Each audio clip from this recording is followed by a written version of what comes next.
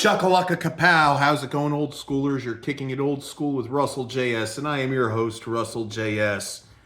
Two front men, two legendary front men with two good solo albums are going to battle it out to see who has the better solo record. In my opinion, they're both great, but, only one will come out as successor to be the best, depending on which songs do I think are better. Another album versus album, track by track.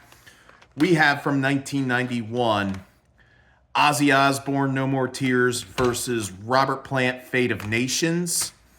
And I got my notebook at the ready, got the set list of both albums, and we're going to go ahead and battle these bad Oscars out. And remember, if you're new to the channel, feel free to hit a like, subscribe, leave comments down in the box down below. Don't be too nasty, be very friendly, or I'll delete them.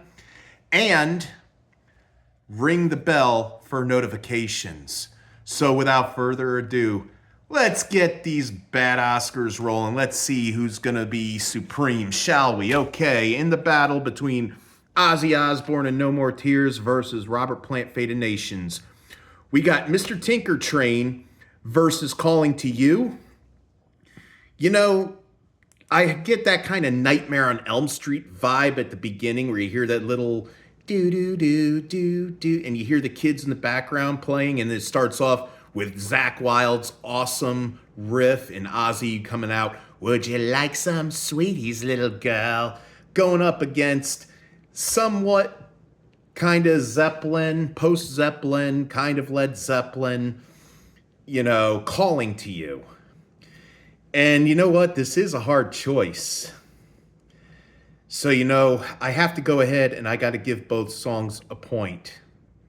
Both songs are tied. I don't want to change the world going up against Down to the Sea. I don't want to change the world. Mama, I'm Coming Home versus Come Into My Life. You know what? I like them both, so they both get a point. Desire versus I Believe. Oh boy. And I love both these songs because when I say two legendary frontmen, Ozzy Osbourne, who is the original lead singer of Sabbath, Black Sabbath, and Robert Plant, original leads, was the full lead singer of Led Zeppelin and will always be. But here we go. Desire versus I Believe. I love them both. I can't put them against each other, so they both get a point. No More Tears versus 29 Palms. They really played the life out of No More Tears, so I'm giving it to 29 Palms. Sin versus Memory Song. Sin is okay, but Memory Song is better, so I got to go with that. Hellraiser, co-written by the late great Lemmy Kilmister of the legendary band Motorhead, versus If I Were a Carpenter. Yeah, I'm going with Hellraiser. Time After Time versus Promised Land. You know what? Time After Time is a highly underrated power ballad. So, and I like Promised Land. So you know what? They both get a point. I'm being fair. So far, they're tied 6 points each. Zombie Stomp versus The Greatest Gift. I can't stand Zombie Stomp, so, The Greatest Gift gets that point. AVH versus Great Spirit. I love that acoustic guitar setting that Zakk Wylde does. It's almost as if he's doing his own version of D from Randy Rhoads off Blizzard of Oz. It's really good and everything, but I have to give the point to Great Spirit. Road to Nowhere versus Network News. Well, I love them both. They both, it's Ozzy going on about his life, because this album was attributed to the fact that he decided to go ahead and get clean and get sober from all the drugs and the booze. And you know what? I love this track that he put out, beautifully played. And I love Network News, so they both get a point. Now, here is the end result. Ozzy Osbourne, No More Tears, with 7 points. Robert Plant, Fate of Nations, with 9. I didn't think I would be doing this, but yup, here it is. Robert Plant is the winner of this.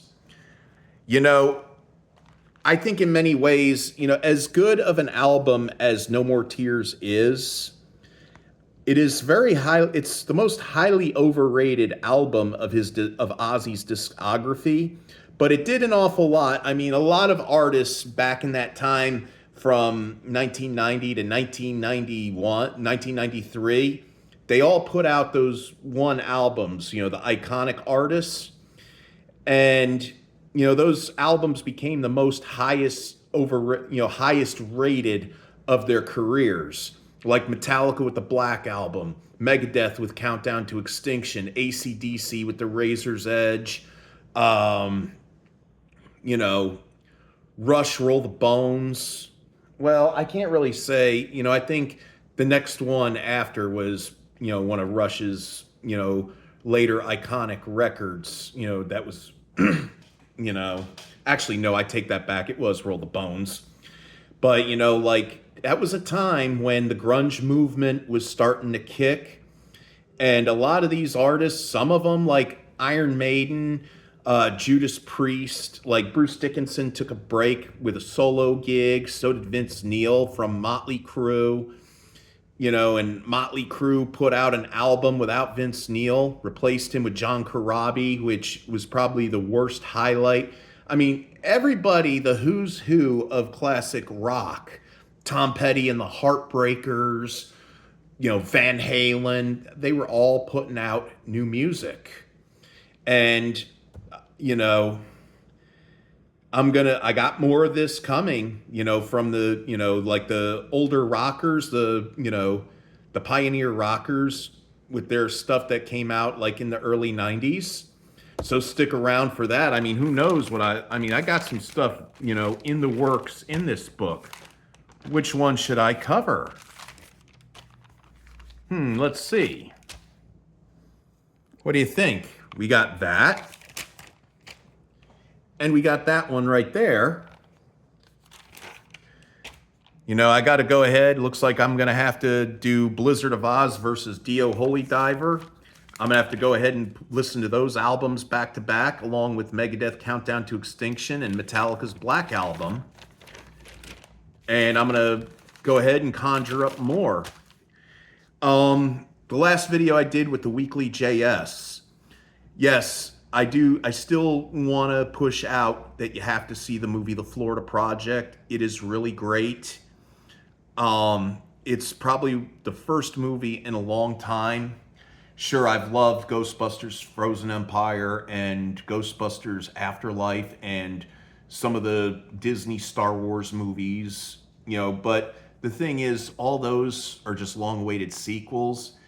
You know, this to me is probably the most original idea I've seen probably since Clerks.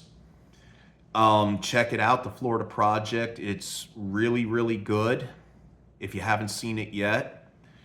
I mean, it may be relatable to you. I know it's relatable to me because I knew people like that. I mean, I knew women who had kids early on and they wanted to focus more on going out and partying than taking care of their kid and leaving their kid with somebody else so they could go ahead party the night away.